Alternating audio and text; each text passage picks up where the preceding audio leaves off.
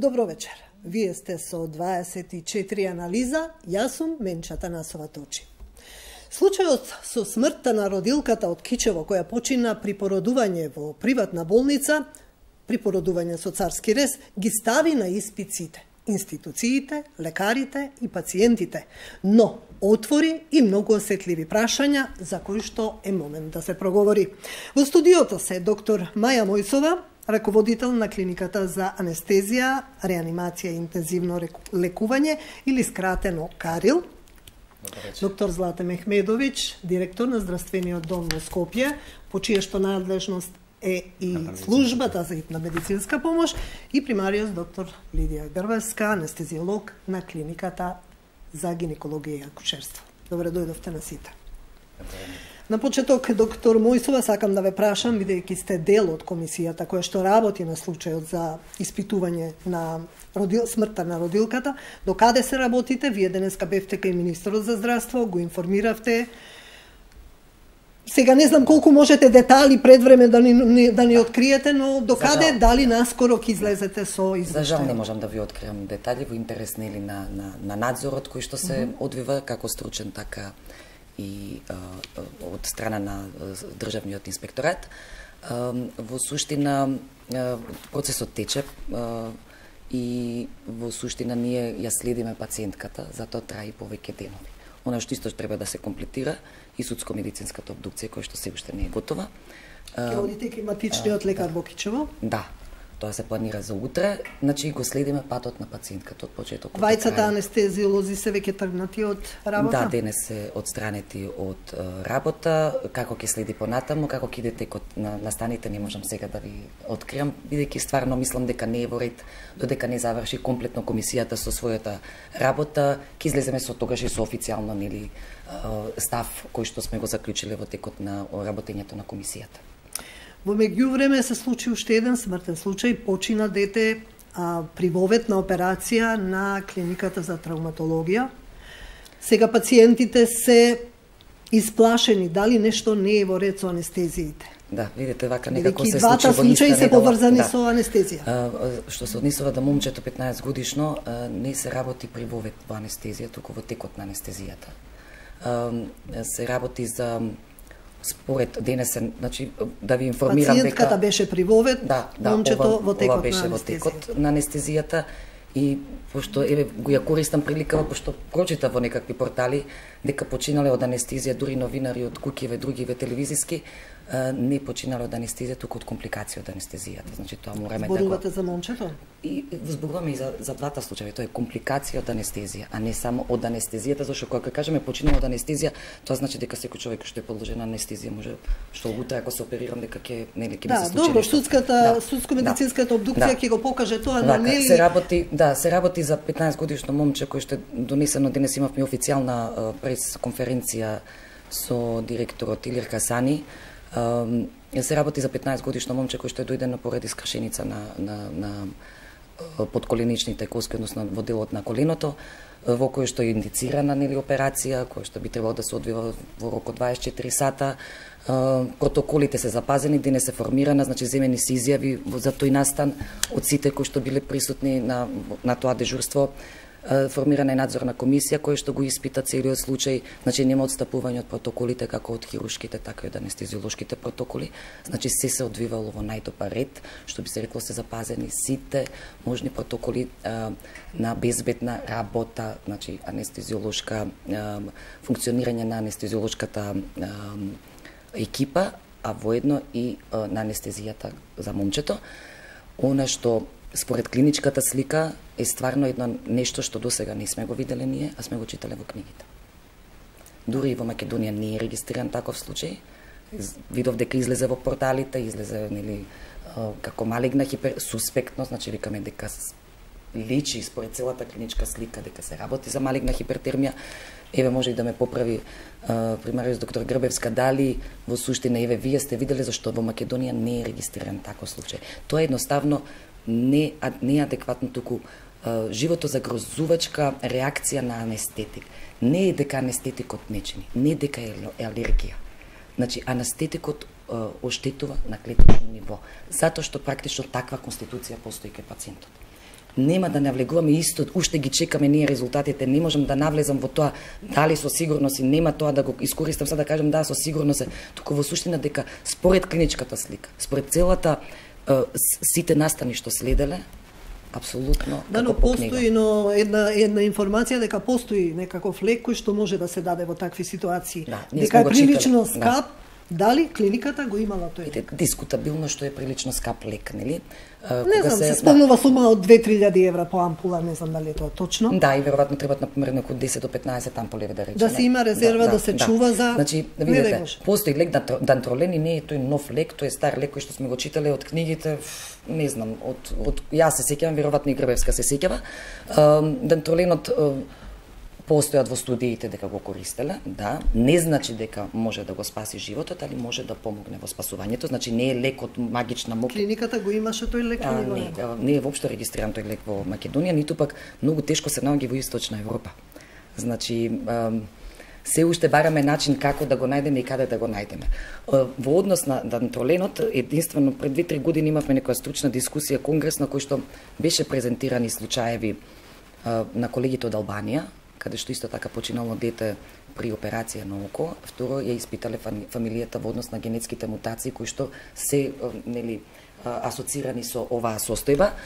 И така на тој начин тогаш отворивме дискусија на стручниот колегиум дека во суштина треба дантролен да се најде и потегнавме, но се надевам дека и тој проблем ќе се реши. Можеби тој лек не треба да биде во секоја болница пошто е многу скап, но мора да има во некоја резерва некаде каде што ќе биде достапна за анестезиолозите. Вие треба да побарате, веројатно треба менаџерите да го решат. Тоа е секако е побарано. Да, секако е побарано после оваа случка, секако е побарано како ќе биде процес, не можам да кажам, значи тоа не е до нас, туку е до системот, нели, до повисоките инстанции. Системот за кој што сега ќе разговараме.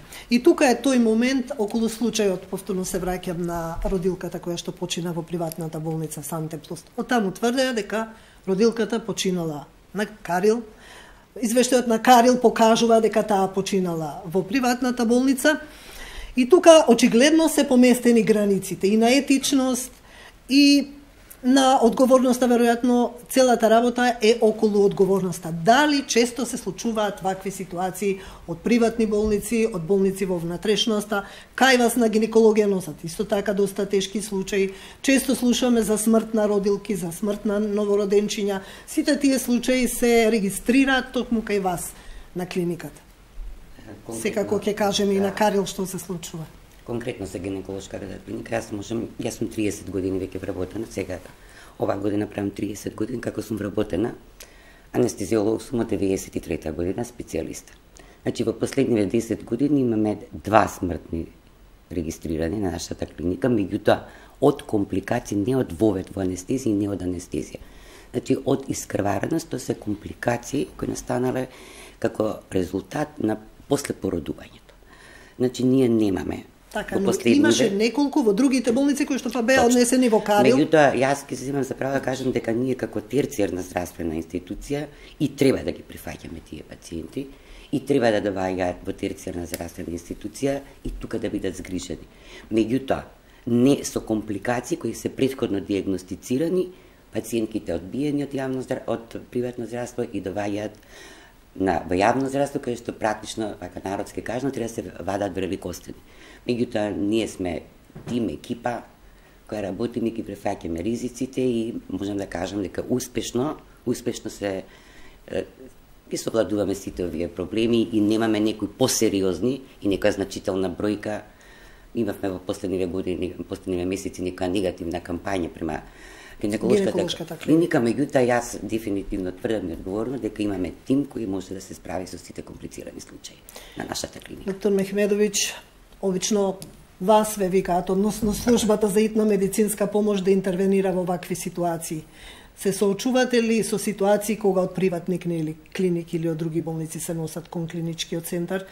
Имало ли ситуации на починати пациенти или да починат по пат? И какви се вашите можности да одговорите на овие прашања? Значи, тоа е една комплексна ситуација. Не може едноставно од случај до случај секогаш дека има некаква разлика. Смеете ли да одбиете? Или ви се јавуваат од некаква приватна клиника? Законски е уредено како се дава итна медицинска помош во Република Македонија и тоа е уредено со еден правилник. И во тој правилник точно е дефинирано што значи итна медицинска помош и на кој начин треба истата да ја пружите.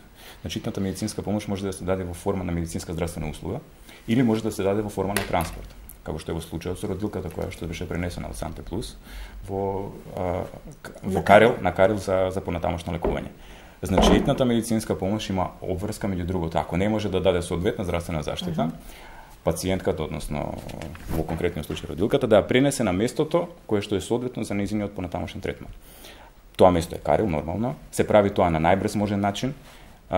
Ние веднаш кога дознавме за случајот, спроведовме истрага внатре во службата за итна медицинска помош. Значи, во таа служба постои една хиерархија каде што има раководител на службата. Раководителот на службата беше задолжен лично од мене да спроведе една истрага за тоа како била прифатена родилката и како била спроведена родилката до Карил. Направивме увид во поканите, приемот на поканите, во начинот на пренос на пациентот. Изјави земавме од целокупниот медицински тим кој што бил вклучен во транспортот на родилката.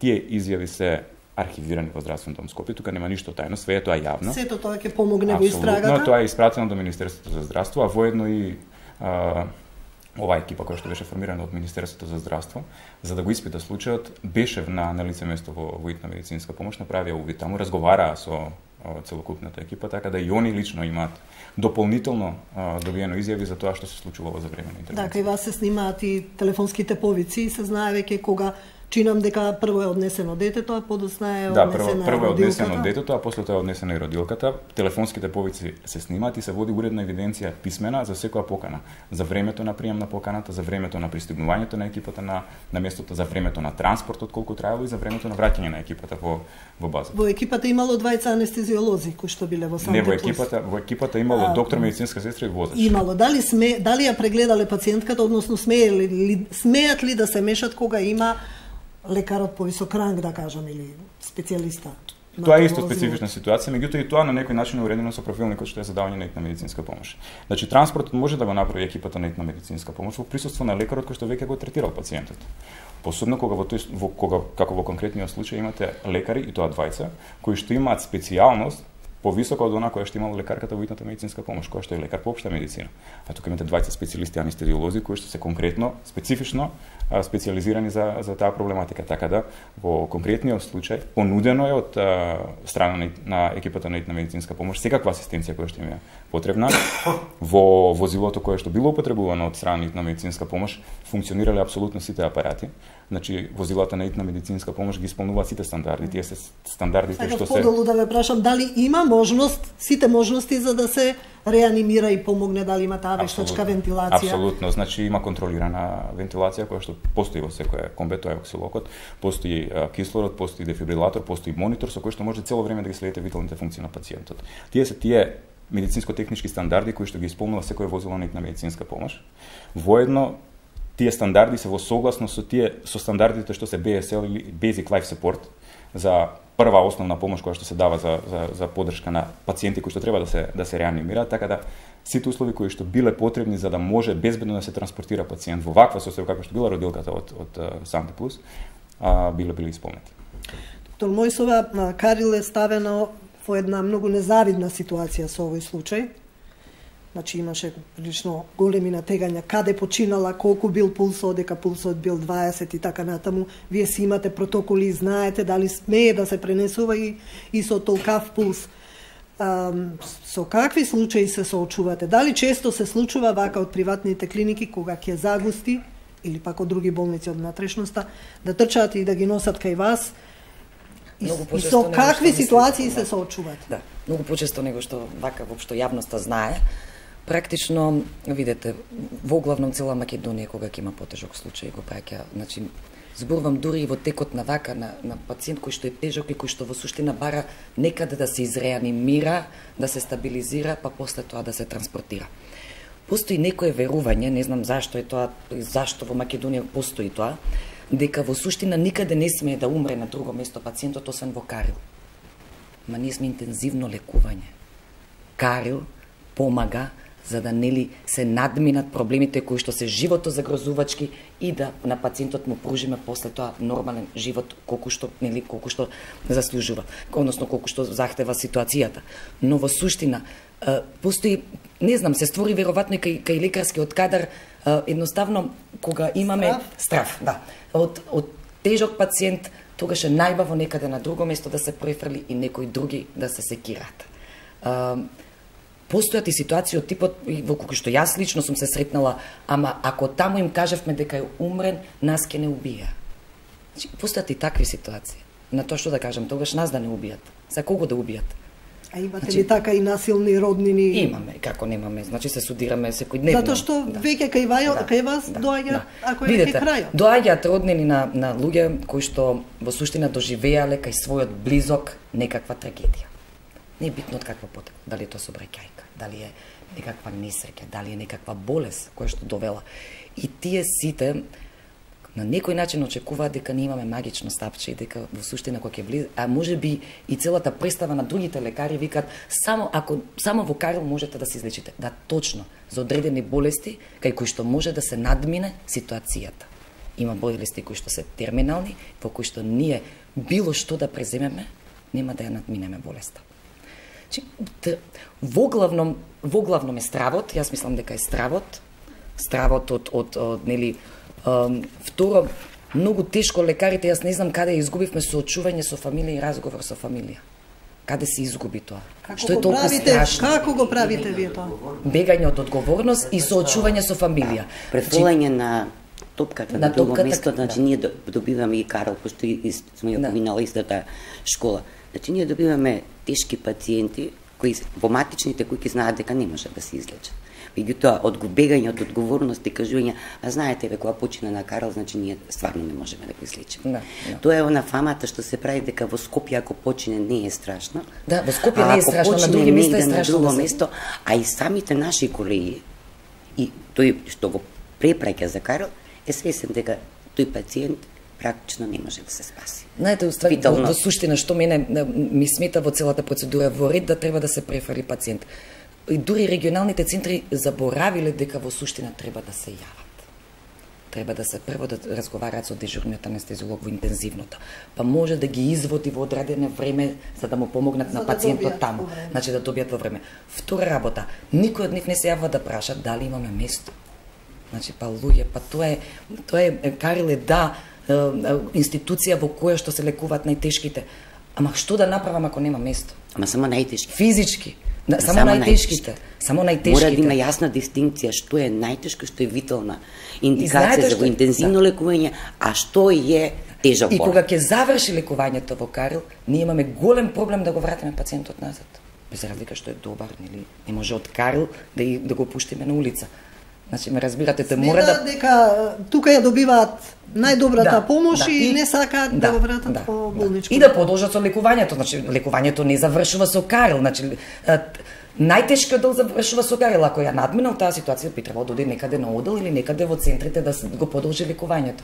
И многу се проблемите за да можеме во една емисија да ги веројатно да ги споменеме. Тука се отвара сега дилемата, внатрешноста дали располага со кадар, дали располага со анестезиолози, дали располага со добри операциони сали, дали приватните клиники одат само на профит, а кога треба да се нели понесе одговорноста, тука е Карил, тука е клиниката за гинекологија. Ве спомнува вас затоа што сте вие најчесто на удар, а вие пак сте тие што интервенирате, ги носите до Ја би додал само нешто во конкретно за овој муавет што го отворивме.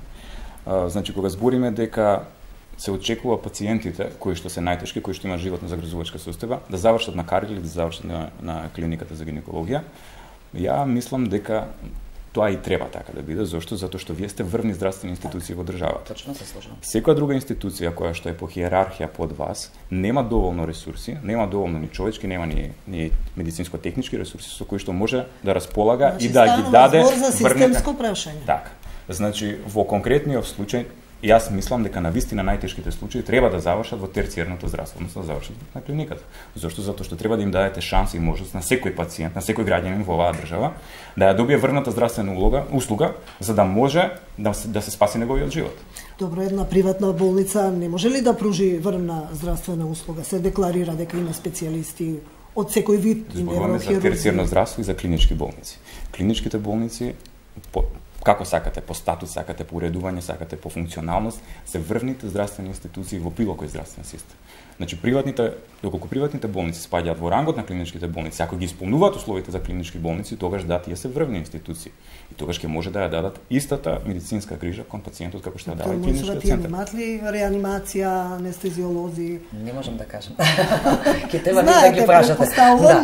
Немаме никој од приватните болници. Но сепак предпоставувам дека знаете, се договарате со нив, се слушате, видете, ви праќаат пациенти. Кога ни праќаат пациенти, обично не ни праќаат, до сега не сме имали искуство од приватните болници на ваков начин да се испрати пациент. Обично е со договор, значи ако во суштина таму веќе завршило лекувањето, се јавуваат, се договараме, бараме место, ослободуваме место, значи тоа сепак е некој динамичен процес. Реално за сега не имаме добра комуникација со приватните болници, не можам да кажам дека лошо комуницираме и е секогаш на база на договор. Секогаш е на база на договор, некогаш не можеме да им излеземе во сусрет, пошто физички не можеме да го исполниме тоа. Со колку капацитет располага Карел? Карел располага со 18 места, потенцијално 20 да кажеме, али тоа значи физички места. Значи, ако зборуваме за места вистински во однос на опрема, апарати, монитори, нели перфузори, значи се оно што опфаќа едно интензивно лекување, таа бројка би се намалила затоа што во моментот малце сме тесни со одредена апаратура, нели сме во фаза на набавување. Затоа што во суштина, видите, во едно интензивно лекување од ваков тип, отворен тип на интензивно лекување, многу се појави интензивните лекувања каде што се пациентите одвоени, али така смислен системот многу одамна и тоа е многу тешко сега ние да го измениме инфраструктурно. Во суштина не сите пациенти се на респираторна машина. Значи, зборуваме за тешки болести по смисла некаде каде што треба да се подржи срце, притисок, работата на другите органи, а дишењето е одржано. Некаде е пообратно, значи дишењето не можеме да го држиме, но другите параметри се одржуваат. Значи има доста комплексни случаи. Проблемот е овај централно интензивно лекување на некој начин припаѓа на хируршките клиники, односно и физички и секако, но во суштина ние и лекуваме интернистички случаеви кои што затребуваат од интензивно лекување. Така да е многу широк и мешан тип и во суштина затоа и екипата на Карел, јас можам гордо да кажам дека е стварно една спремна екипа, затоа што стварно пациентите од цела Македонија стигнуваат тука, не само од Скопје. И второ, затоа што е разноликоста на патологијата толку широка, што во суштина нема работи што не сме видели. И пак ќе се навратам, кога ќе ме праша една новинарка во сите овие денови, нели како што беа бурни, од како вие препознавте дека може да се работи за такво нешто? Ама затоа што сме го знаеме, сме го читале. Без разлика што не сме го виделе. Значи, тоа е нешто врежено. Колку случаи годишно, колку пати годишно се даваат? Имате ли некој процент? Колку што анестези? Анестези имам, не, колку пати што се случува некаква не. Колку имаме ние анестези? Ние годишно имаме од последнава година 10.979 анестези. Од кои што се 7.800 елективни, значи закажани, тоа се вика ладна хирургија, и 2.300 се итна патологија. Имаме и амбулантски анестезии кои што не се поврзани со хируршки третман, туку се поврзани со некакви инвестигации, како што се деца магнет, гастроскопија, колоноскопија, онкологија, многу веќе практично станува јасно на сите дека голем број на интервенции пациентите се побаруваат да бидат анестезирани. И се зголемува да бидат обезболени и анестезирани, затоа и се зголемува диапазонот на нашата работа. Реално сме малце во Македонија, зборувам, реално сме мала бројка и постои на голем ров помеѓу специјалисти и тие што ќе станат специјалисти. Значи имаме еден голем генерацијски јас кој што исто така ние го осетивме кога многу напушти во приватното здравство и тука се створи исто еден генерацијски јас во кој што ние како релативно млади моравме да преземеме нели некаква тешка улога во тоа време. Сепак ќе кажам, тоа се системски, тоа е значи една визија за здравството, ќе мора да се поразговара на некој повисоко ниво за да овие теми се расчистат, али се тие реално проблемите со кои што се судираме. Околу анестезиите, пак се враќам на првиот случај, двајцата анестезиолози, едниот анестезиолог кој што подоцна го викнал и другиот. Може ли секој анестезиолог да интервенира во акушерски случаи? Начелно да, затоа што ние како што сме прво лекари општа пракса па специјалисти. Има ли разлика во начинот? Затоа што зборуваме за два живота во случај. Така и анестезијата. Во анестезиологијата веќе има, да не кажам неофицијално субспециализација, поготово во акушерската анестезија која сама по себе има своји специфичности. Не дека не може. Може, јас ќе кажам генерално, меѓутоа искуството е многу потребно во акушерската анестезија, баш токму моментот што го спомнавте дека практично се работи за два живота. И друго да кажам, бременноста не е патологија. Бременната жена не е болна жена. Бременната жена не треба да се лечи. Бременната жена треба да се породи, да донесе на свет здраво дете. И она да биде здрава. Разликата меѓу, значи, витално загрозувачките болести и породувањето е огромна. Значи, ние сме клиника, јас сум радосна што работам на клиника во која патем доваѓате здрави пациенти. Знаете кој е чувството кога работите со здрави пациенти. Меѓутоа одговорност исто многу голема.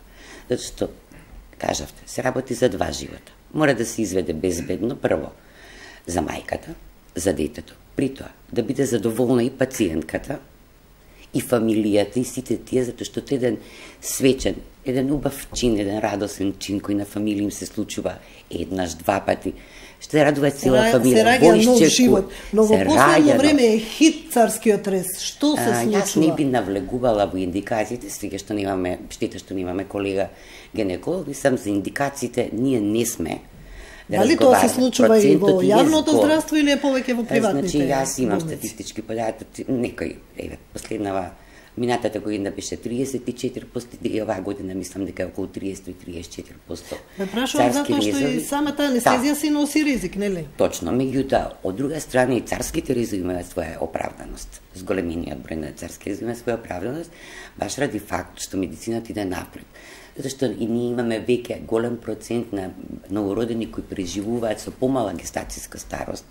И нормално е да им се овозможи, да им се даде шанса на тие помали бебиња кои се раѓаат во 30-31 недела, кај кој спонтанното раѓање некогаш може да биде и травма. Индикацијата за царски рез ја поставува акушерот. Контраиндикацијата за операција поставува анестезиологот.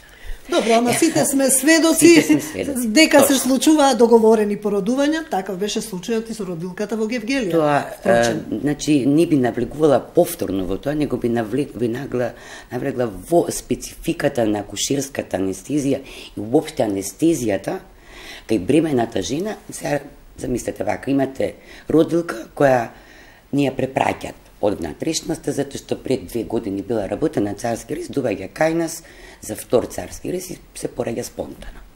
Значи, малте границата, проценката. Или проценката. Тука не сакам да навлегувам. Специфичностите во анестезијата, сега да кажам, од последните 15 години ние работиме повеќе со регионална анестезија, каде што бара искуство да анестезиолог, и малку сме и покомфорни во тој поглед. Имаме позадоволни пациенти, меѓутоа, неинформираноста на нашата популација што е анестезија. Оние како ќе заспиам и толку. Значи, мора малце да се работи на поголема едукација на популацијата, што значи анестезија, дека примање анестезија не е безазлена работа. Значи, сега ви нудат, паркајки профити, ви нудат по приватни, по било каде, ви нудат анестезија. Јас вака во шега велам дека и маникир ногти веќе ќе почна да прават најнови типови анестезии. Најнови типови анестезии, меѓутоа акушерската анестезија во принцип ќе се сложат и колеги е специфична заради тоа што се прво два живота, друго зашто има низ за физиолошки промени кои настануваат кај трудницата. Значи, колегите кои доаѓаат кај нас на турну се запрепастуваат. Значи, тоа се пациентки кои знаат да нададат на килажата. Па да се поправат некои 20 на 30 кила повеќе од тоа што е. Има еден феномен макроглосија, тоа е уствари зголемен јазик заради хормоналниот статус, промена на ткивата, промена на дишниот пат. Так, каде што, но таа жена, ако не би била бремена, многу лесно би се дала анестезија. Меѓутоа, во ова состојба во која што, пак ќе кажам, не е болна, она е само бремена. Тоа не е болест. Ние го третираме како физиолошка состојба. Има најчести тешки интубации и најголем процент на компликација од анестезија во акушерската анестезија. Најголем процент на смртни случаи од анестезија е во акушерската анестезија. Токму заради овие моменти, вие добивате пациент, не очекувате здрава, права, млада, убава пациентка. Имаме ние параметри според кои можеме да одредиме дали ќе биде тешка интубација или дали ќе биде тешка анестезија и довеѓа до едно изненадување токму ради ова. Затоа треба добро познавање на физиологијата и малце повеќе искуство и сите мерки на предострожност за да не ви изненади. Мене до сега, кога сум била помлада, сигурно ми изненадувам, меѓутоа сега со својата возраст, ја имам уште 2 години до пензија, можем да кажем дека стварно ништо не може да ми изненадува. Зошто? Затоа што секогаш се спремаме за тешка анестезија. Добро, сега е тој момент, еве пак се враќаме на случајот, двајца неискусни или млади анестезиолози присуствувале, односно го изведувале, тоа породување, давале анестезија. Што е проблемот? Дали немањето на анестезиолози во другите болници, во приватните, па се бараат, оди, може да викнат било кој. Зашто се работи? Што било кој, видите? Има законски регулативи кои што се доста децидни, доста се децидни во однос на тоа. Во случајов немале договори, така? Имале договор на дело, ама тоа ништо не значи, тоа е ништо. Значи, ме разбирате, според законот во Македонија не пропознава такво нешто. Значи институција ЈЗО со ПЗО не постои, мора да има спогодба некаква која што ќе нели било потпишана од двете страни, зборам на двете институции. Да, и одобрено од министерство, односно од министер. Во суштина не можам да кажам дали е поради недостаток на анестезиолози, таму јас не можам да кажам која е причината. Јас сметам дека веројатно приватните болници се добро премени со анестезиолози во смисла не збориме за сите, не зборуваме за сите, значи има такви кои што нема. Во суштина, еве тука нема. Да. Во суштина е жалам што морам да кажам, да, млади колеги кои што веројатно не го ни консултирале законот, ниту пак прашале некој да ги посоветува постар како тоа се прави и зашто не треба да се направи. Затоа што да, некој кој ќе ти понуди договор, викаш па добро договор имам, тоа е чиста работа, нели ако гледаме така. Неко малце прочепкаме, нели мора да сме малци, ние луѓето малци законски да се освестиме, нели правно, не само морално, етички, професионално, зборам правно, мораме да консултираме некој дека тоа не е законски. И тоа е во суштината. За приватните болници јас не можам да кажам која е причината, дали имаат, не имаат анестезиолози. Да, ма еве земаат од јавно здравство. Од јавно здравство анестезиолози исто така патуваат, одат на недела дена, нели тоа го реши министерството во другите градови. Тоа е со договор. Тоа е со договор и со одобрување од министерство и тоа е стварно легално, мислам, нема законски сме покриени. Тоа е генерално се уште таа нели проблематика е нерешавање на проблемот конкретен во тие градови. Може исто да се најде гинеколог, анестезиолог сам во ситуација кога му треба помош уште од еден или од цела екипа. Во Гевгелија, значи има секогаш по еден анестезиолог, не е битно од која клиника, од која болница, еден анестезиолог, што сметам дека не е во ред. Ни ваквата ситуација не е во ред. Ова е гаснење на пожар. Овие спогодби, пошто и ние како јавна здравствена установа имаме потреба од специјалисти, даваме специјалистичко консултативна дејност и бараме специјалистите изричито да потпишат спогодба во која што ќе изјават дека нема во процесот, работниот процес кој што го обавуваат во својата матична установа, да ги запостават своите работни должности, дека таму работниот процес ќе се одвива нормално и дека истиот тој процес со таков квалитет ќе го донесат во здравствената установа каде што ја случуваат спогодбата. Тоа значи дека квалитетот не смее да трпи за сметка на нивната преработеност. Таква е спогодбата и почитувањето на таа спогодба на некој начин е гаранција дека ќе добиете квалитетна услуга и во установата која што ја превзема услугата од тој лекар. Така да на овој начин уредувањето на спогодбите со согласност од Министерството за здравство и со согласност помеѓу двете установи, при што нема да се намали квалитетот на услугата која што ја добивате, е сосема коректно. Ово што го збориме за договори на дело, тоа навистина е во најмала рака несериозно и не треба да се работи на тој начин. Да, има и промени во делот на законот. Мислам дека порано кога беше дополнителна дејност беше и 7 години искуство во специјалистичко. Да, 7 години специјалистичко искуство требаше да има, значи специјалистот за да може да оствари дополнителна дејност, дали во својата установа, дали не можам да се сетам веќе како беше, одамна беше тоа, но во суштина јас она што го подгледнав во законот е 2 години специјалистичко искуство, што за жал јас изричито ќе се борам тоа така да не биде. Нека не ми замерат младите колеги за ова што ќе го кажам, но сметам за да некаде обавиш медицинска услуга, ја дадеш на некој друго место кој што прво не е твојата матична куќа, нели? Треба да си стварно спремен и да знаеш не само тоа да го направиш, туку и да ги предвидиш компликациите, но и да ги решиш.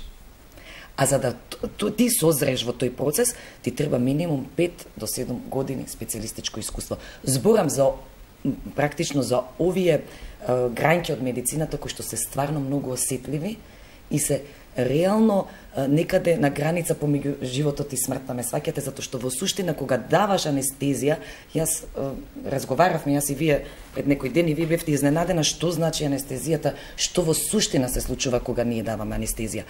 Тоа не е само обично заспивање.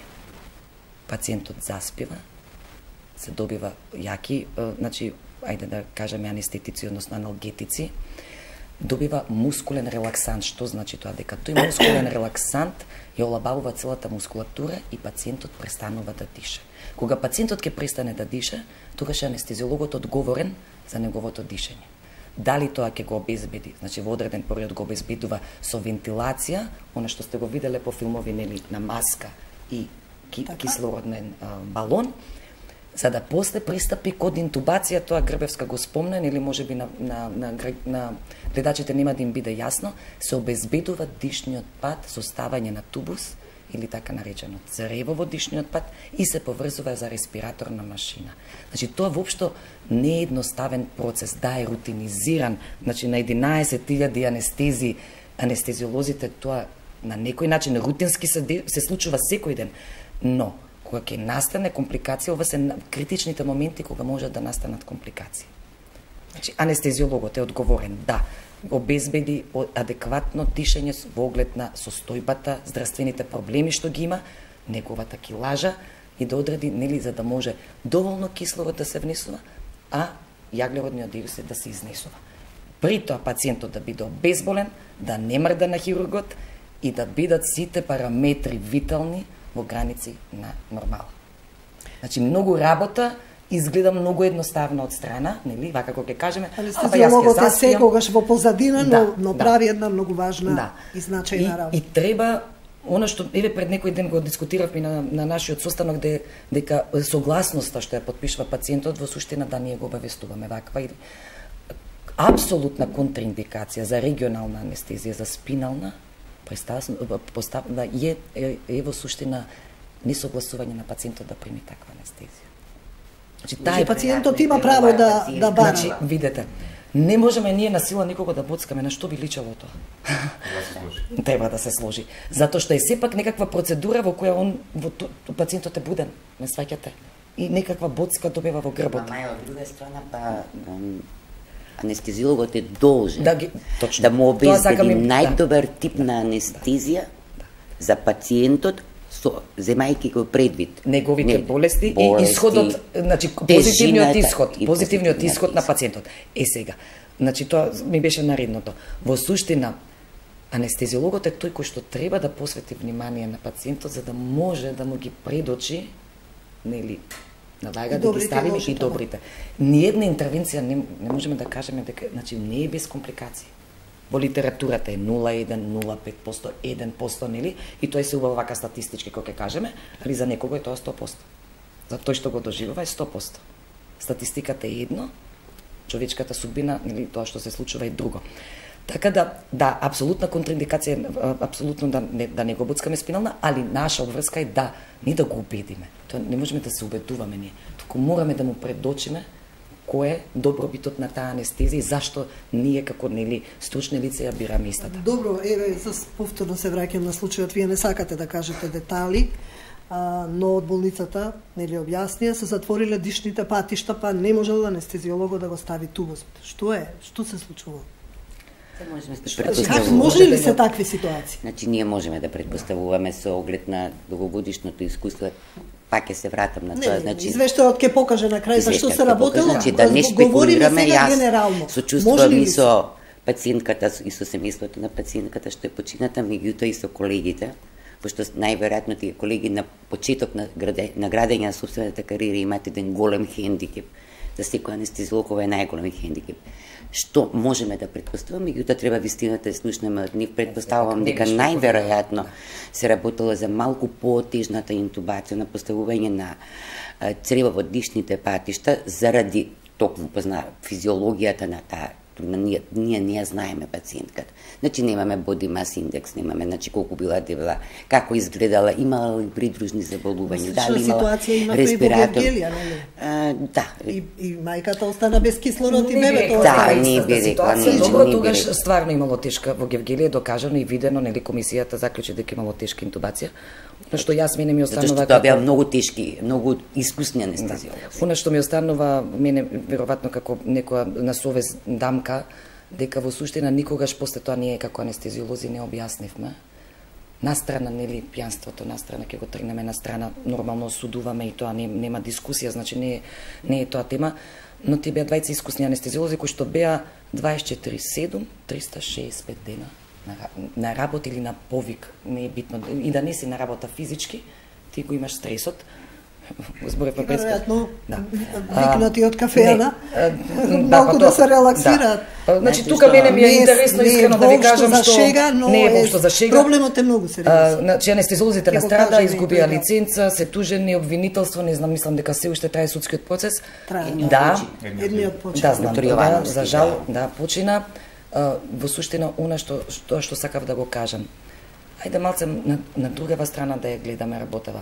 Зошто колегата гинеколог, кога, бидејќи била елективна, не била хитна, не била загрозена трудницата во тој момент, кога ги видел двајцата анестезиолози дека се во таква состојба, па ние сме возрастни луѓе, можеме да приметиме кога некој е пијан така, зошто воопшто инсистирал да се почне така.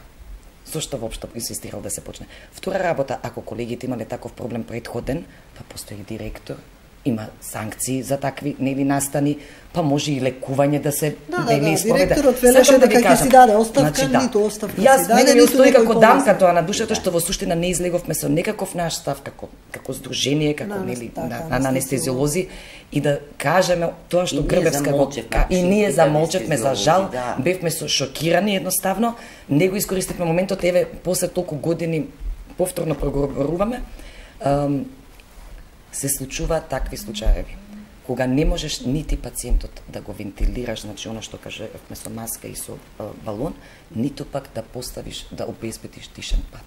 Тоа е, значи, во книгите анестезиолошки, хендбук, она што е рачни книги кои што се носат нели секаде за да прочиташ, до душе сега интернетот го имаме, па нели некако ние се тоа леснато. Тоа е најстрашниот момент за еден анестезиолог. Не можеш да го вентилираш, не можеш да го интубираш. Тоа е очајна ситуација. Да, тогаш бараш помош од хирург да направи нека трахеостомија или крикоидектомија, практично со висок проток колку што може да повикате брза помош и да го транспортирате до првиот центар каде што може да се пружи. Али сето тоа, верувајте, во таква паника, многу е стресно и дали воопшто имаме хирург за такво нешто? И дали сме ние обучени за крикоидотоми? Не мора да е хирург, може да е анестезиолог. Не зборуваме за клиничкиот центар во внатрешноста. Во внатрешноста се сами. Еден гинеколог може да дежура па и на хирургија, па и на детско, се случува. Или интерниста да дежура на сите оделенија. Се љутиме од внатрешноста, ни праќаат тешки. Тоа што го кажав на почетокот ќе го повторам. Терцијарната здравствена заштита треба да покрива тешки пациенти. Ние имаме системска грешка. Јас сега ќе ви кажам, значи ја им се воодушевувам. Не, ја па им се воодушевувам на колегите од внатрешноста, ако имате прилика да влезете малце во внатрешноста, па додите да видите во кои услови па они работат. Онда има, знаете што да им се воодушевувате, Да им се води да собствените импровизации со кои они морат да кажам, да играат и работат и имаат успеси. И ја им честитам и им симнувам капа, тоа се искусни доктори кои знаат во секакви ситуации. Они работат без рентген, они работат без лабораториски анализи, они работат на искуство. И знаете колку е тоа тешко. Оти кој ќе ви прати некој таков искусен доктор, пациент, знаете дека требало да го прати. Меѓутоа имаме и другата страна. Има и друга страна. Што ја разговаравме, да не се повторуваме, инаку е многу тешко работата. Ние можеби треба опрема, точно треба опрема, меѓутоа опремата не ја чини болницата. Да, али значи интегрално мора да има и доктор. Значи кога има доктор и опрема, тогаш е комплетна болницата. Ние имаме дефицит од човечки ресурси. Ја правевме, дискутиравме пред емисијата од Health Group анализата. Ја знаете ли дека за 5 години во Македонија ќе се пензионираат 2690 по основ на старост доктори. Просечната старост на докторите кои сега работат во Македонија 58-59 години.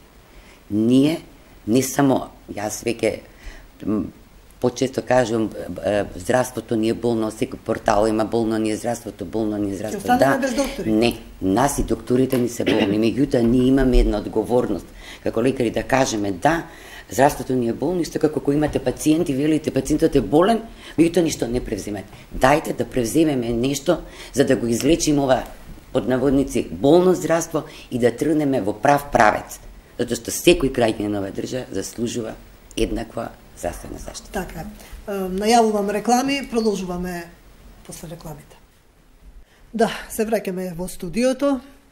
Како да се релаксира терцијалното здравство, да се, значи да работите, да се префрлат малку на примарната здравствена заштита?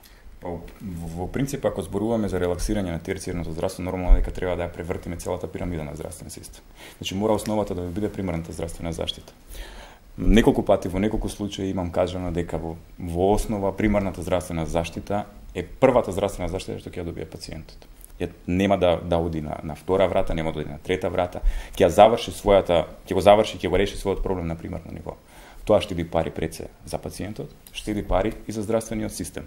Нема да има оптеретување на секундарното здравство, нема да има оптеретување на терцијарното клиничко здравство кое што е најскапо и кое што треба навистина да ги решава само најтешките случаи. Има третирање на пациентот од врата до врата секако. Апсолутно. Значи примарната здравствена заштита секако во било кој систем, земете го кој сакате здравствен систем, е најефтината и најефикасната здравствена заштита. Онаа која што може да заштеди најмногу пари генерално гледано. Рековме и за пациентот и за здравствениот систем.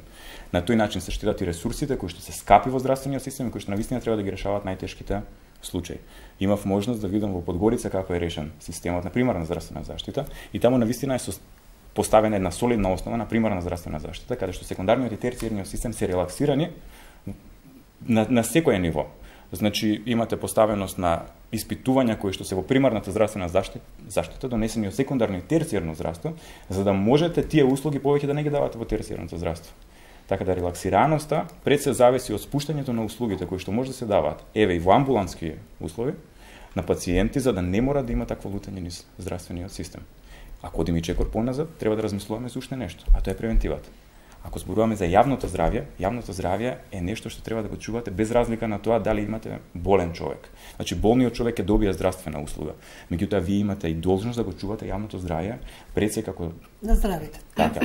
На тој начин ќе заштедите многу повеќе отколку со инвестирање во здравствениот систем кој што ќе се занимава само со третирање на болестите.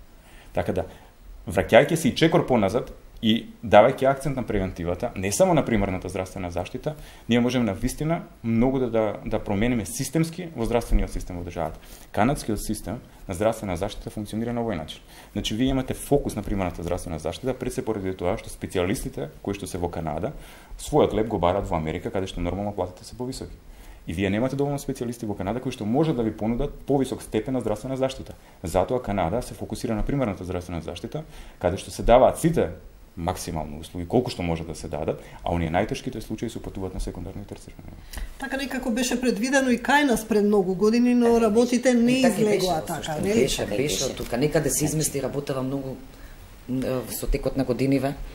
се измести работата. Предпоставувам дека кај вас и не секогаш ги носат најтешките случаи. Не, во суштина тоа и сакав да претходно да се надоврзам на Грбеска, да точно дека најтешките случаи треба да завршат во терцијарното и да најтешките случаи треба да завршат во Карил, но многу случаи може да се решат и на друго место. Верувајте, затоа што практично ние сме само во вчерашниот ден, во рок од 1 сат, имавме 4 повици од ургентен центар на тешко повредени, не битно какви. Дали било тоа експлозија, дали било пад во висина, дали било убод со нож. Значи, тоа се 4 позива во рок од 1 сат. Се 4 пациенти прием, кога се случуваат, нели тоа се наедно се случува, кај се лежечките пациенти кои што веќе ги имаме и каде да ги сместиме овие пациенти. Вика порано дека многу убаво кога ќе можеш да препратиш пациент. Негде на времето во Југославија се препраќале во Београд и тоа многу им олеснувало. Да. Ние немаме каде да препратиме. Ние сме последната инстанца. Така е. Да. Ние сме последната инстанца. И кога некогаш се бориме, знаете дека некој се случува да има помеѓу кревети, да нема доволно монитори. Со самото тоа дека се во интензивно и дека има таква нега, значи 24 сата сестри кои што се цело време кои што ќе ги пратат виталните параметри, на некој начин им обезбедуваме. Но во такви услови нормално не се работи. Ние така не можеме да пружиме квалитетна здравствена нега. Па велиме сега е системска грешка. Ја би се наврзала на доктор Мамидовиќ, значи примерната мора да се развива максимално. И превентивата. Превентивата и постојат програми, но регионализација. Ние јас го паметам времето. Кога билете ги препраќавме за Белград, што имаше регионални центри. Вие нема да верувате, во Македонија имаше неколку регионални центри. Нема да верувате дека имаше родилишта каде што сега нема ни здравствени домови. Многу родилишта се укина, се затворија. Значи мора повторно да се појача секундарната здравствена заштита. Како ќе се направи тоа? Значи ние не сакаме да бидеме политичари, меѓутоа мораме да сугерираме. Мораме да сугерираме, значи комплетна опременост, враќање на регионалната регионализација, секундарната здравствена заштита да се појача како? Со човечки ресурси, да се стимулираат доктори да остануваат и да одат во секундарно здравство, како ќе се реши тоа, дали со адекватни договори, со адекватна плати или било како, да останат таму, да помогнат, затоа што транспорт на еден пациент во терцијарно здравство не само што за пациентот штетно, тоа е штетно и за фамилијата. Вие не знаете колку финансиски се оптеретува тоа семејство. Да не зборуваме, нема цена за здравје на пациент. Меѓутоа, најдобро се чувствува и најдобро се лекува во местото каде што живее. И они би сакале така, и порано беше така, ја кажам, затворени се можеби 10 родилишта, не би сакала. Сега да ги набројувам тука, што сум 30 години, кои функционира и работе и помали интервенции, тоа свие е затворено. Назад по регионализација, доктори, опрема, да се почне таму од среща и решава во секој дека во секој центар треба регионализација со клучни, значи да, не може во Македонија во 5 места да се прави неурохирушки интервенции, меѓутоа може да има родилиште, може да има, значи помали интервенции да се стандардизира. Значи во овој центар ќе се работи тоа, до тоа. Од тука го праќате. А кај нас го нема, ги нема тие стандарди. Го праќате во следниот центар, во наредниот регионален центар во кој што кој што е најблиско. Кога би се направила таква контрола, веројатно ќе има и контрола нели на овој прием и оново преоптеретување на терцијарно здравство. Терцијарното здравство би имало повеќе можности за работа. Значи, внатрешност исто би биле и пациенти и доктори позадоволни. И мислам дека треба малце да сугерираме ние, така како сугерирајте.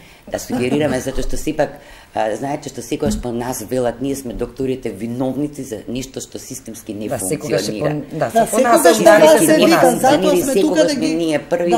Ја не знам дека има друга професија која е волку многу од јавноста дискутирана, атакувана, значи секој се наоѓа за повикан да збори за нашата стручност, колку сме ние стручни овдека во Скопје, колку се таму нигде не стручни, не се согласувам со тоа. И за нашата стручност се збори во Скопје, така да, за многу неубави коментари. Тоа е посебна тема, посебна се согласивме дека и малку анестезиолози има? Многу. Малце. Колку имате вие на клиника? На клиника, па ние по систематизација треба да биме 17, до пред 20 на дена бевме 10, сега сме 11 и дојде колешка од Битола, го ставивме Битолскиот центар без еден анестезиолог. Значи клиничка болница без анестезија. 11 по систематизација треба да биде 17, од кои јас ќе кажам сум на 2 години пред пензија. Уште тројца колеги имаме над 57 години. Последниот анестезиолог на гинеколошка акушерска клиника примен 2004 година и веќе двете се заминати во приватно здравство. Си го работи собствениот дел на нашата клиника и си замина. Од 2004 година немаме примено ни на специализација. Тоа во превод значи ако не се прими и во овој момент, и вчера да се примеше, тој колегите што ќе одиме за наредните 5 години не може да не замени затоа што специализацијата по анестезија трае 5 години. А каде искуството?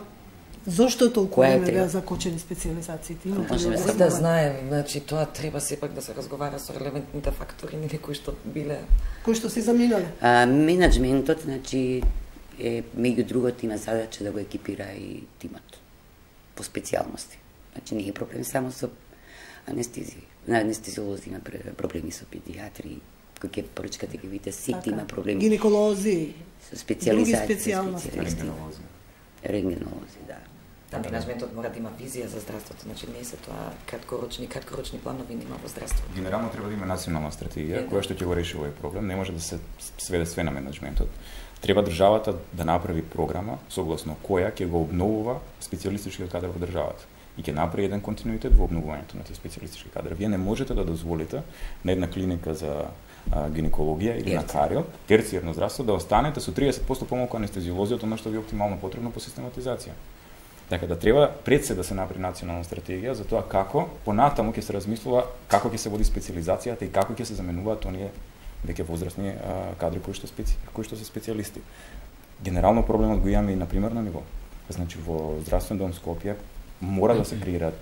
Специјалистите се создаваат практично од најмладиот персонал. Зошто? За да имате одреден век на трајање на тие специјалисти. Нема да испратите некој кој што има 50 години да заврши специјализација 5 или 6 години и да има само работен век како специјалист, не дека 8 години.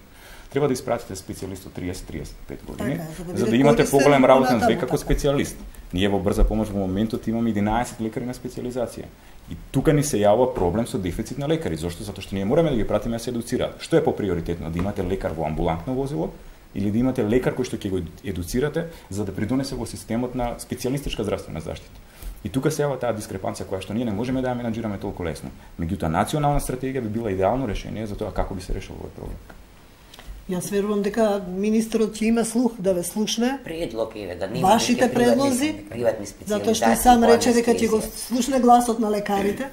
Ние секојдневно комуницираме така постојано говориме дека е колабирано, еве ги најдовме некаде ги лоциравме каде се проблемите, сите ги знаеме, но ова се навистина сериозни системски. Сериозни и длабоки. И длабоки. Значи, видите, никој не може да очекува дека здравството ќе се реши преку ноќ.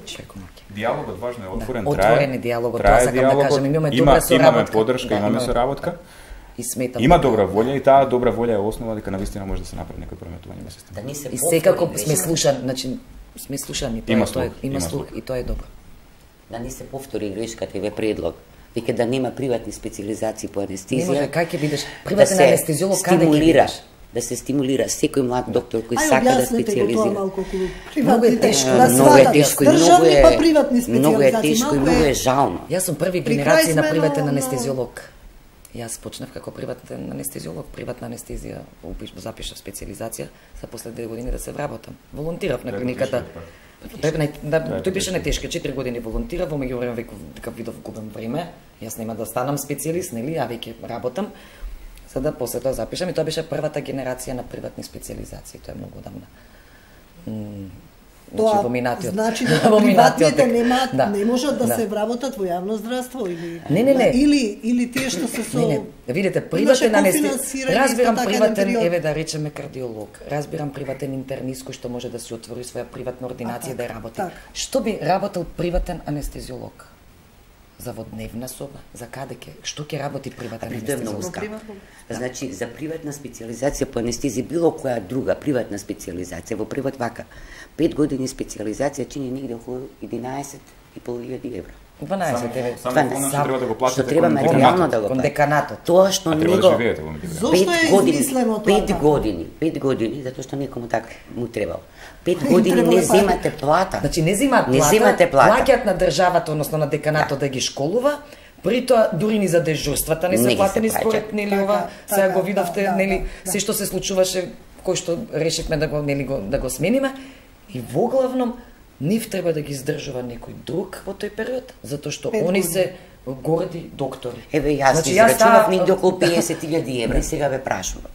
Со 50.000 евра инвестирани во само себе едуцирање, што бара он во Македонија? Он нема договор со нашава држава да остане, затоа што еве сака да остане тука.